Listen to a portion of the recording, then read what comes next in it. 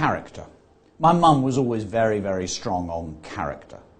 And of course, if you think about characterization, it's not so much to do with description, it's more to do with the sort of person that you are. When you're writing, you need to think about, okay, first of all, I suppose, a name, a good name. And then, what sort of person have we got? How are they feeling? Those two things are essential. You can't really do characterization without knowing how your character is feeling. What sort of character are we playing around with here? Is this somebody bossy? Is this somebody shy? Because that will all affect what they say and what they do, how they behave in the story.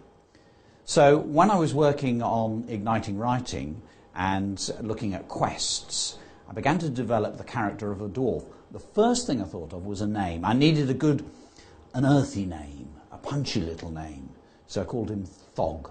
Could have gone for something like Tharg, but get a good name. So with children, I'd always start with the name. That already begins to suggest something about the sort of person that we're dealing with. So first of all, the name. Once you've got the name, then think about, okay, how's the character actually feeling? I mean, if Thog is feeling angry, then he might be gripping the letter that he's holding, glaring at it because he's cross. If he's feeling sad, he'd be slouching in the chair. Maybe his bottom lip would be trembling a little bit. So, first of all, the name. Once we sorted that out, how's your character feeling? And then show that through what they say or what they do. Let's say Thog is feeling very angry. We might have a sentence which says,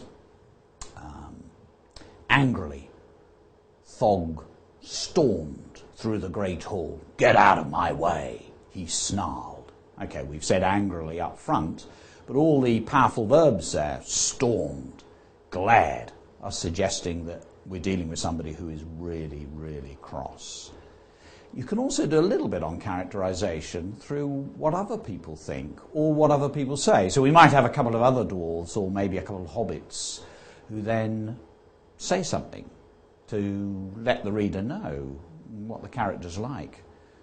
So we might say, Joe turned to his friend. Look at Thog. He's cross again. He's always cross. I wonder what it is now. So when we're looking at character, those are the main things that we need to be thinking about. Get a good name. Then, how's your character feeling? Show this through what they say, what they do. Lots of powerful verbs to really, he glared, he stormed, he slouched, which really suggests to the reader how the character is behaving. And you can also use a touch of commentary from some of the other characters.